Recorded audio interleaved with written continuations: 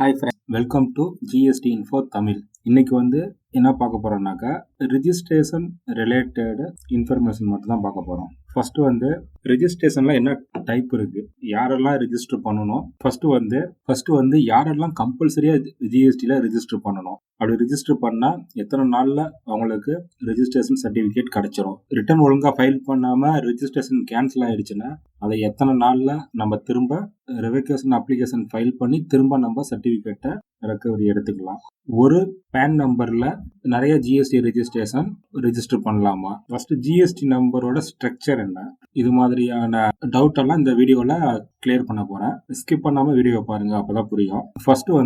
First GST ஆக்ட்ல registration ரிலேட்டடா பாத்தீங்கன்னா ஒரு 4-5 செக்ஷன் தான் கவர் ஆகுது. 22, 23, 24, 25 and 26. இப்போ இதுல செக்ஷன் 22 என்னன்னு பாத்தீங்கன்னாக்கா பர்சன் லைபிள் ஃபார் ரெஜிஸ்ட்ரேஷன். இது யாருன்னு பாத்தீங்கன்னாக்கா த்ரெஷ்ஹோல்ட் லிமிட், குட்ஸ் டீல் பண்றவங்க 40 லட்சம் ரூபா, சர்வீஸ் டீல் பண்றவங்க 20 லட்சம் ரூபா. இதை தாண்டிடுச்சு அப்படின்னா கட்டாயமா அவங்க ஜிஎஸ்டி ரெஜிஸ்ட்ரேஷன் பண்ணியே ஆகணும். அவங்களுக்கு ஆப்ஷன் எல்லாம் கிடையாது, கம்பல்சரி. அதான் இந்த செக்ஷன் 22 எலாபரேட் பண்ணுது. நெக்ஸ்ட் பாத்தீங்கன்னா செக்ஷன் 23. இப்போ யாரெல்லாம் ஜிஎஸ்டி ரெஜிஸ்டர் பண்ண தேவை இல்லை அப்படின்னாக்கா அந்த த்ரெஷ்ஹோல்ட் லிமிட்னு சொன்னோம்ல, அது அச்சீவ் ஆகாதவங்க ஜிஎஸ்டி ரெஜிஸ்டர் பண்ண வேண்டிய கட்டாயம் கிடையாது. அதே மாதிரி எக்ஸம்ப்டு குட்ஸ் ஃபுல்லாவே அந்த குட்ஸ் டாக்ஸ் கிடையாது. அது மேக்ஸிமம் பார்த்தீங்கன்னா அந்த அக்ரிகல்ச்சர் ரிலேட்டட் ப்ராடக்டா இருக்கும். அந்த மாதிரி அக்ரிகல்ச்சர் பண்றவங்க எல்லாம் ஜிஎஸ்டி ரெஜிஸ்டர் பண்ணணும் அப்படிங்கிறது கட்டாயம் கிடையாது. தேவைப்பட்டா பண்ணிக்கலாம், ஆனா கட்டாயம் கிடையாது. அடுத்த செக்ஷன் 24 பார்த்தீங்கன்னாக்கா கம்பல்சரி ரெஜிஸ்ட்ரேஷன் இன் சர்டன் கேஸ்ன்னு சொல்லியிருக்காங்க. இதுல த்ரெஷ்ஹோல்ட் லிமிட்டை பத்தி அவங்க எதுவுமே சொல்லல. அதுக்கு அந்த த்ரெஷ்ஹோல்ட் லிமிட்டுக்கு கீழே டிரான்சாக்ஷன் இருந்தாலும் அவங்க ரெஜிஸ்டர் பண்ணணும். அதான் கம்பல்சரி ரெஜிஸ்ட்ரேஷன் சொல்றோம். அது யாரெல்லாம் பண்ணணும்னு பாத்தீங்கன்னா ஒரு ஸ்டேட்ல இருந்து இன்னொரு ஸ்டேட்டுக்கு சேல்ஸ் டிரான்சாக்ஷன் பண்றாங்க அப்படின்னாக்கா அப்போ கம்பல்சரியா அவங்க ரெஜிஸ்டர் பண்ணணும். இது ஆர்சிஎம் அது டீல் பண்ணக்கூடியதா இருந்தாலும் ரெஜிஸ்ட்ரேஷன் கம்பல்சரியா பண்ணணும். கேஷுவல் டாக்ஸபிள் பர்சன் அவங்களுமே ரெஜிஸ்ட்ரேஷன் கம்பல்சரி. நான் resident taxable person compulsory. TDS recover பண்றவங்களுக்கும் கம்பல்சரி. ஐஎஸ்டி அப்ளிகபிள் உள்ளவங்களுக்கும் ஜிஎஸ்டி கம்பல்சரி. இவங்களுக்குலாம் த்ரெஷ்ஹோல்ட் லிமிட் அப்ளிகபிள் கிடையாது. இது ரிலேட்டட் டீல் பண்ற அத்தனை பேருக்கும் பாத்தீங்கன்னாக்கா ஜிஎஸ்டி அவங்க கம்பல்சரியா ரெஜிஸ்டர் பண்ணணும். இப்போ நம்ம ரொம்ப டீப்பா பார்க்க போறது இந்த செக்ஷன் மட்டும் தான் பார்க்க போறோம். ப்ரொசீஜர் ஃபார் ரெஜிஸ்ட்ரேஷன் செக்ஷன் 22ல 24 வரைக்கும் டீல் ஆகுறதெல்லாம் எப்படி ரெஜிஸ்டர் பண்ணணும் அப்படிங்கறத பத்தி தான் இதுல கிளாரிஃபை பண்ணியிருப்பாங்க. இப்போ இந்த செக்ஷனை பார்த்தா நம்ம ரொம்ப டீப்பா இப்போ நம்ம இந்த வீடியோ ஃபுல்லா நம்ம பார்க்க போறோம். இதுல மெயினா பாத்தீங்க அப்படின்னு பார்த்தா நீங்க இப்போ ஒரு பிசினஸ் ஸ்டார்ட் பண்ணிட்டோம் அப்படின்னா எத்தனை நாளையில ரெஜிஸ்ட்ரேஷன் சர்டிபிகேட் எடுக்கணும் அப்படின்னு பார்த்தோன்னா ஒரு 30 நாளுக்குள்ள பிசினஸ் ஸ்டார்ட் பண்றதுலேருந்து நீங்க ரெஜிஸ்ட்ரேஷன் எடுத்துடணும். பெரும்பாலும் நீங்க ரெஜிஸ்ட்ரேஷன் சர்டிபிகேட் எடுத்துட்டு அதுக்கப்புறம் பிசினஸ் ஸ்டார்ட் பண்றது நல்லது. இன்கேஸ் அப்படி இல்லை அப்படின்னாக்கா பிசினஸ் ஸ்டார்ட் பண்ணதுலேருந்து 30 நாளுக்குள்ள நீங்க ஜிஎஸ்டி சர்டிபிகேட்டை கம்பல்சரியா எடுத்துக்கணும். ஜிஎஸ்டியை பொறுத்த வரைக்கும் பேன் நம்பரை பேஸ் பண்ணி தான் ரெஜிஸ்டர் பண்றோம். அதுக்கு முன்னாடி பேன் கார்டுனா என்ன அப்படிங்கிறத பத்தி நம்ம தெரிஞ்சுக்கலாம். பேன் கார்டு 1972ல இந்தியாவில் இன்ட்ரடியூஸ் பண்ணாங்க. இது எதுக்காகன்னு பார்த்தீங்கன்னாக்க இன்கம் டேக்ஸ் பர்பஸ்க்காக ஒவ்வொரு டாக்ஸ் பேயருக்கும் ஒரு செப்பரேட் ஒரு ஐடென்டிஃபிகேஷன் நம்பர் மாதிரி பர்மனன்ட் அக்கௌண்ட் நம்பர் அப்படின்னு அலாட் பண்ணி கொடுத்துருக்காங்க. ஒன் டைம் கொடுக்கறதா அவங்க லைஃப் ஃபுல்லா அந்த நம்பர் தான் யூஸ் பண்ணுவாங்க.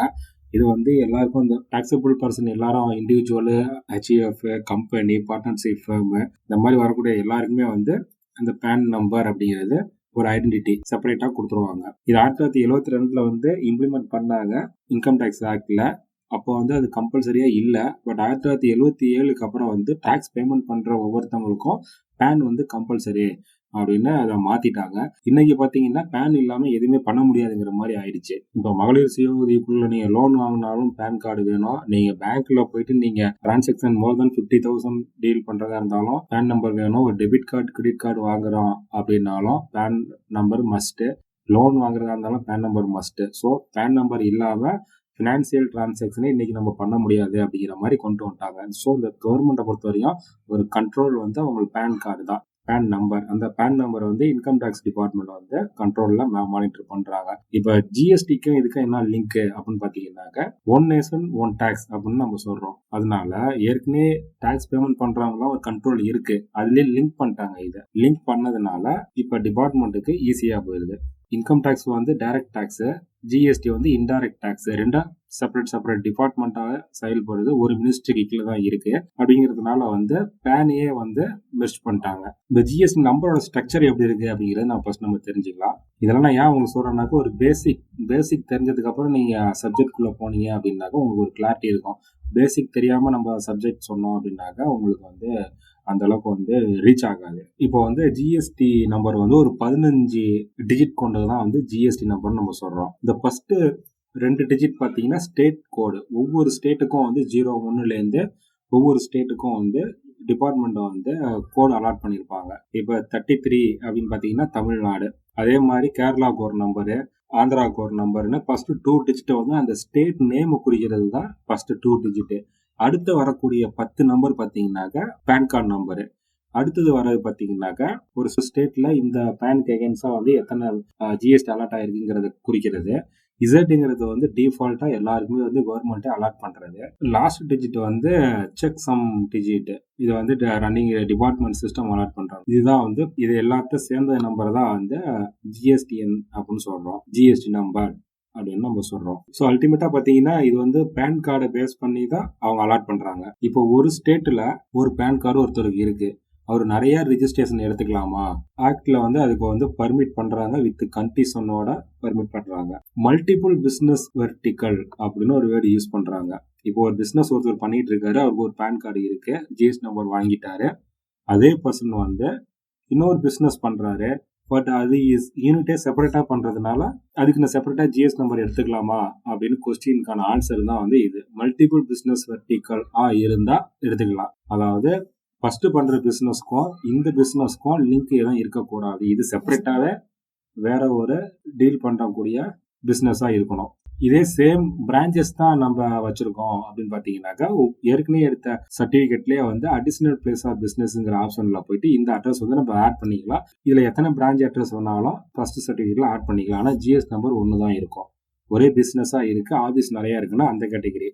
பட் நிறைய பிசினஸ் பண்றான், நிறைய டிஃப்ரெண்ட் ஜிஎஸ் நம்பர் வேணும்னா எடுத்துக்கலாம். ஆனா ஒவ்வொரு பிசினஸும் ஒவ்வொரு தனித்தன்மையா இருக்கணும். இது ஒன்னோட ஒன்று லிங்க் இருக்கக்கூடாது அப்படின்னு சொல்லியிருக்காங்க. இப்போ ரீசெண்டா ஒரு கேரளா அட்வான்ஸ் ரூலிங்ல ஒரு கன்ஃபர்மேஷன் கொடுத்துருக்காங்க. அது கொஸ்டின் என்னன்னு பார்த்து, ஒரு பிளேஸ் அங்க நிறைய ஜிஎஸ் நம்பர் ரிஜிஸ்டர் பண்ணி ஆப்ரேட் பண்ணலாமா அப்படின்னு ஒரு கொஸ்டின் கேட்டிருக்காங்க. அதுக்கு வந்து டிபார்ட்மெண்ட் சொன்ன ஆன்சர் வந்து பண்ணலாம் அப்படின்னு சொல்லியிருக்காங்க. பட் ஒவ்வொரு பிசினஸ்க்கும் வந்து செப்பரேட்டா வந்து புக்ஸ் மெயின்டைன் பண்றது, அக்ரிமெண்ட் இந்த மாதிரி ரிலேட்டட்லாம் செப்பரேட்டா இருக்கணும். செப்பரேட் பிசினஸா ரன் ஆகணும், ஆனா ஒரே பிளேஸ்ல இருக்கும் அப்படின்னாக்கா அலோடு அப்படின்னு கிளாரிஃபை பண்ணியிருக்காங்க. இப்போ 2019 டிபார்ட்மெண்ட் வந்து ஒரு சர்க்குலர் கொடுத்துருக்காங்க. ரிட்டர்ன் ஃபைல் பண்ணாம நிறைய பேரோட ஜிஎஸ்டி நம்பர் வந்து கேன்சல் ஆயிடுச்சு. அப்படிங்கிற சுச்சுவேஷன்ல வந்து சேம் பர்சன் வந்து அந்த பிசினஸ் வந்து கண்டினியூ பண்ணிட்டு இருக்காரு. திரும்ப அவருக்கு அந்த ரெஜிஸ்ட்ரேஷன் வேணும், எப்படி கொடுக்கணும் அப்படிங்கிறத பற்றி தான் இந்த சர்க்குலர் வந்து கிளாரிஃபை பண்ணியிருக்காங்க. இந்த கேட்டகரியில் இருக்கிறவங்க வந்து ஃப்ரெஷ்ஷாகவே வந்து ரெஜிஸ்ட்ரேஷனில் வந்து அப்ளை பண்ணலாம். அப்ளை பண்ணி ஆனால் அதுக்கு முன்னாடி வந்து அந்த அரியர் டேக்ஸ் எல்லாமே வந்து அவங்க வந்து ரெமிட் பண்ணியிருக்கணும். அந்த மாதிரி இருந்துச்சு அப்படின்னாக்க அவங்களுக்கு வந்து நியூ நம்பரே அலாட் பண்ணலாம் அப்படின்னு டிபார்ட்மெண்ட்டுக்கு வந்து ஒரு கைடன்ஸ் வந்து கொடுத்துருக்காங்க. ஆனால் நீங்கள் அரியர் டேக்ஸ் நீங்கள் கட்டாமல் நீங்கள் புதுசாக சர்டிஃபிகேட் எடுத்துக்கலாமா அப்படின்னாக்க எடுத்துக்க முடியாது. எப்படி இருந்தாலும் கவர்மெண்ட்டுக்கு கட்ட வேண்டிய டியூ அமௌண்ட்டை வந்து நீங்கள் கட்டினாதான் ஃபர்தராக வந்து நீங்கள் பிஸ்னஸே நீங்கள் கண்டினியூ பண்ண முடியும். அப்படிங்கிறத பார்த்தா இந்த நோட்டீஸ் வந்து கிளாரிஃபை பண்ணியிருக்காங்க. இப்போ ரீசெண்டாக ஜிஎஸ்டி போர்ட்டலில் ஒரு ஆப்ஷன் ஒன்று கொடுத்துருக்காங்க. ஜிஎஸ்டி ஃபுல்லாகவே வந்து பேன் கார்டை பேஸ் பண்ணி தான் லிங்க் பண்ணி ரெஜிஸ்ட்ரேஷனே அலாட் ஆகுது. அப்படிங்கிறப்ப வேற யாராச்சும் அவங்க வந்து மிஸ்யூஸ் பண்ணுறாங்க அப்படிங்கிற மாதிரி உள்ள கேட்டகரியில் இருக்குதுன்னா அது அதாவது நம்மளோட பேன் நம்பர் யாராச்சும் மிஸ்யூஸ் பண்ணுறாங்க அப்படிங்கிற மாதிரி நமக்கு டவுட் இருக்குது அப்படின்னா நம்மளாவே வந்து வெரிஃபை பண்ணி செக் பண்ணிக்கலாம். சர்ச் டாக்ஸ் பேயரில் வந்து சர்ச் பை பேன் அது நம்ம கொடுத்தோம் அப்படின்னாக்கா அவங்களோட பேன் நம்பர் என்ன அப்படின்னு கேட்கும். அவங்களோட பேன் நம்பர் வந்து இந்த பேனுக்கு எகைன்ஸா வந்து எத்தனை ஜிஎஸ்டி ரெஜிஸ்ட்ரேஷன் இருக்கு அப்படிங்கறத ஃபுல்லா காமிக்கும். நீங்க ஒரு பேனை வச்சுட்டு இந்தியா ஃபுல்லா எங்க வேணாலும் நீங்க பிசினஸ் பண்ணலாம். ஒவ்வொரு ஸ்டேட்டுக்கும் செப்பரேட்டா வந்து ரிஜிஸ்டர் பண்ணணும். ரிஜிஸ்டர் ஆயிருக்கு, ஒரு சிலதும் வந்து இன்ஆக்டிவா இருக்கு. இப்போ உங்களுக்கு வந்து இந்த ஃபர்ஸ்ட் கேட்டகரியை வந்து தப்பு, யாரையும் மிஸ்யூஸ் பண்ணியிருக்காங்க அப்படிங்கிற மாதிரி நீங்கள் இருந்துச்சுனாக்கா நம்ம டிபார்ட்மெண்ட்டுக்கு இதை ரிப்போர்ட் பண்ணலாம். இதை நம்ம டிக் பண்ணிட்டு ரிப்போர்ட் கொடுத்தோம் அப்படின்னாக்கா இதனோட நம்ம ஓடிபி கேட்கும். ஓடிபி நம்ம கொடுத்ததுக்கப்புறம் டிபார்ட்மெண்ட்டை அந்த பர்டிகுலர் ஜூரிஸ்டிக்ஷன் ஆஃபீஸருக்கு டாஸ்காக போயிடும். இதை வந்து யாரும் மிஸ்யூஸ் பண்ணியிருக்காங்க அப்படின்ட்டு அவர் அதை ஜெனினிட்டி வெரிஃபை பண்ணி அந்த சர்டிஃபிகேட்டை கேன்சல் பண்ணுறது தான் பண்ணிடுவார். இந்த ஆப்ஷனை வந்து புதுசாக வந்து டிபார்ட்மெண்ட்டில் இன்ட்ரடியூஸ் பண்ணியிருக்காங்க. இதுக்கான ஃபுல் டீட்டெயில் வந்து ஆல்ரெடி போர்ட்டல்லே இருக்குது. இதில் நியூஸ் அண்ட் அப்டேட் காலத்தில் ஃபஸ்ட்டு இந்த function to register complaint misuse PAN அதை நீங்கள் கொடுத்தீங்கன்னாக்கா இங்கே வரும். இதோட பர்பஸ் என்னன்னு பார்த்தீங்கன்னா, பேன் கார்டு யாராச்சும் மிஸ்யூஸ் பண்ணாக்க நம்ம டிபார்ட்மெண்ட்டுக்கு அதை வந்து நம்ம ஹைலைட் பண்ணலாம். டிபார்ட்மெண்ட் வந்து என்கொயரி பண்ணி பர்மனண்ட்டாகவே வந்து க்ளோஸ் பண்ணிடுவாங்க. டிபார்ட்மெண்ட் பேக்எண்டில் வந்து பேன் விஜிலன்ஸ் ஆஃபீஸர் அப்படிங்கிற ஒருத்தவங்களே அப்பாயின்ட் பண்ணியிருக்காங்க. இது வந்து இப்போ ரீசெண்டாக வந்து ஜிஎஸ்டி போர்ட்டலில் வந்து ஒரு அப்டேட்டு. இப்போ நம்ம ரிஜிஸ்ட்ரேஷன் வந்து ரிட்டர்ன் ஃபைல் பண்ணாமையோ இல்லை வேறு ரீசன்னாலேயோ டிபார்ட்மெண்ட் வாலண்டியாக வந்து அவங்க கேன்சல் பண்ணிட்டாங்க அப்படின்னாக்க திரும்ப வந்து நம்ம டிபார்ட்மெண்ட்டுக்கு வந்து நம்ம ஒரு அப்ளிகேஷன் ஃபார் ரிவிகேஷன் வந்து நம்ம ஆன்லைன்லேயே நம்ம அப்ளை பண்ணணும். அப்படி இது வந்து ஒரு மாதத்துக்குள்ளே நம்ம பண்ணிடணும். டிபார்ட்மெண்ட் வந்து நம்ம ஜிஎஸ்டி ரிஜிஸ்ட்ரேஷனை வந்து சுயோமோட்டோவில் கேன்சல் பண்ணிட்டாங்க, ரீசன் வந்து ரிட்டர்ன் ஃபைல் பண்ணல, இல்லை டேக்ஸ் பேமெண்ட்டில் பண்ணல, இல்லை வேறு ஏதாச்சும் எகென்ஸ்ட் ஜிஎஸ்டி ப்ரொவிஷனுக்கு எகென்ஸ்டாக நம்ம ஒரு மால் ப்ராக்டிஸ் பண்ணியிருக்கோம், வாட்டெவர் ரீசன் அந்த மாதிரி இருக்குது அப்படின்னாக்கா அவங்க வாலண்டியாக கேன்சல் பண்ணுறதுக்கு பவர் இருக்குது. அந்த மாதிரி கேன்சல் பண்ணிட்டாங்கனாக்கா ஒரு மாதத்துக்குள்ளே வந்து நீங்கள் வந்து டிபார்ட்மெண்ட்டுக்கு வந்து ஒரு ரெக்வஸ்ட் கொடுக்கலாம். என்னன்னு பார்த்தீங்கன்னா, எங்களுக்கு திரும்ப எங்களோட சர்டிஃபிகேட்டை நீங்கள் ஆக்டிவ் பண்ணி கொடுங்க அப்படிங்கிற அப்ளிகேஷன் தான் வந்து அப்ளிகேஷன் ஃபார் ரெவிகேஷன். ஆன்லைன் போர்ட்டல்லே இந்த ஆப்ஷன் இருக்குது. அதை நீங்கள் ஒரு மாதத்துக்குள்ளே நீங்கள் ஃபைல் பண்ணீங்க அப்படின்னாக்கா அதை டிபார்ட்மெண்ட் கன்சிடர் பண்ணி உங்களுக்கு சேம் ஜிஎஸ்டி நம்பரே அலாட் பண்ணுவாங்க. அந்த அப்ளிகேஷன் நீங்கள் ஃபைல் பண்ணுறதுக்கு முன்னாடி வந்து உங்களோட பெண்டிங் ரிட்டர்னு டேக்ஸ் பேமெண்ட் எல்லாமே நீங்கள் கம்ப்ளீட் பண்ணியிருக்கணும். இப்போ வந்து ஒரு 6 மாதத்துக்கு மேலே ஆயிடுச்சு அப்படின்னாலும் இதில் ஃபர்தராக வந்து நீங்கள் அப்பீல் அதிலே ஆப்ஷன் இருக்குது. நீங்கள் ஃபைல் பண்ணி தேவையான சப்போர்ட்டிங் டாக்குமெண்ட் நீங்கள் கொடுத்து அப்லோட் பண்ணீங்க அப்படின்னாக்கா டிபார்ட்மெண்ட் ஆஃபீஸர் வந்து அதை வெரிஃபை பண்ணி உங்களுக்கு வந்து பாசிட்டிவாக ஆர்டர் பாஸ் பண்ணலாம். இது சேம் ஜிஎஸ்டி நம்பர் உங்களுக்கு வரும் அப்படிங்கிறது கேரண்டி கிடையாது. இது வந்து ஆஃபீஸரோட மைண்ட் செட் பொறுத்தான் இருக்குது. நீங்கள் ப்ராப்பராக பண்ணி வித்தின் டைம் லிமிட்டுக்குள்ளே இருக்குது அப்படின்னாக்கா சேம் ஜிஎஸ்டினா உங்களுக்கு அலர்ட் பண்ணுவார். அப்படி இல்லைன்னாக்கா நம்மளோட கோரிக்கை வந்து நிராகரிக்கப்படும். இப்போ ஒருத்தவங்க பிஸ்னஸ் பண்ணுறீங்க, பிஸ்னஸில் டிரான்சாக்ஷன் இல்லை அப்படிங்கிறதுனால நீங்கள் அலட்சியமாக நீங்கள் ரிட்டர்ன் ஃபைல் பண்ணாமல் விட்றாதீங்க. கம்பல்சரி நீங்கள் ரிட்டர்ன் ஃபைல் பண்ணுங்கள். சப்போஸ் ஃபர்தராக பிஸ்னஸே நான் ஆப்ரேட் பண்ண மாட்டேன், எனக்கு ஜிஎஸ்டியே வேண்டாம் அப்படின்னாக்கா நீங்கள் சிஸ்டமில் அந்த ஜிஎஸ்டி நம்பரை நீங்கள் கேன்சல் பண்ணிடுங்க. கேன்சல் பண்ணதுக்கப்புறம் வந்து வித்தின் 3 மந்த்துக்குள்ளே வந்து நீங்கள் ஆனுவல் ரிட்டர்ன் ஒன்று ஃபைல் பண்ணோம். சப்போஸ் நீங்கள் ஆனுவல் ரிட்டர்ன் நீங்கள் ஃபைல் பண்ணாமல் நீங்கள் விட்டுட்டீங்க அப்படின்னாக்கா அதுக்கு அந்த ரிட்டர்னுக்கு லேட் ஃபீ வந்து அப்ளிகபிள். இது என்னைக்கு இருந்தாலும் உங்களுக்கு ட்ரபுள் தான். அதனால் வந்து ஒரு சில பேர் என்ன பண்ணுவாங்கன்னா, ஒரு பிஸ்னஸ் ஒருத்தன் பேன் கார்டில் பண்ணிகிட்டு இருப்பாங்க, அது ட்ரபுள் ஆகிடுச்சு, டிபார்ட்மெண்ட் கேன்சல் ஆகிடுச்சுன்னா அதை கரெக்ட் பண்ணாமல் அவங்க ஃபேமிலி மெம்பரோட இன்னொரு பேன் கார்டில் சேம் பிஸ்னஸே கம்பெனி நேம் மட்டும் மாற்றி ஆப்ரேட் பண்ணுவாங்க. இது வந்து இல்லீகலு. இதை யாரும் ஃபாலோ பண்ணாதீங்க. ஏன்னா இப்போ டிபார்ட்மெண்ட்டில் இன்டெலிஜென்ட் மீனுக்கு ரொம்ப ஆக்டிவாக செயல்பட்டு இருக்காங்க. நாளைக்கு உங்கள் பிஸ்னஸோட க்ரோத்துக்கு அது பாதிப்பாக வந்து முடியறதுக்கு வாய்ப்பு இருக்குது. ஜிஎஸ்டியோட கம்ப்ளைண்ட்ஸ் எல்லாம் ஃபுல்லாக ஃபுல்ஃபில் பண்ணணும் அப்படின்னாக்கா எந்த ட்ரபிளும் இல்லாமல் நம்ம பிஸ்னஸை வந்து அடுத்த கட்டத்துக்கு நம்ம கொண்டுட்டு போகலாம். ஜிஎஸ்டி ரிலேட்டட் வீடியோஸ் நிறைய என்னோடய யூடியூப் சேனலில் நான் போஸ்ட் பண்ணியிருக்கேன். பார்க்காதவங்க அந்த மற்ற வீடியோவும் நீங்கள் பாருங்கள். ஜிஎஸ்டி ரிலேட்டட் கொரி உங்களுக்கு ஏதாச்சும் இருந்துச்சுன்னாக்கா கமெண்ட் பாக்ஸில் கமெண்ட் பண்ணுங்கள். நான் கண்டிப்பாக ரெஸ்பாண்ட் பண்ணுறேன்.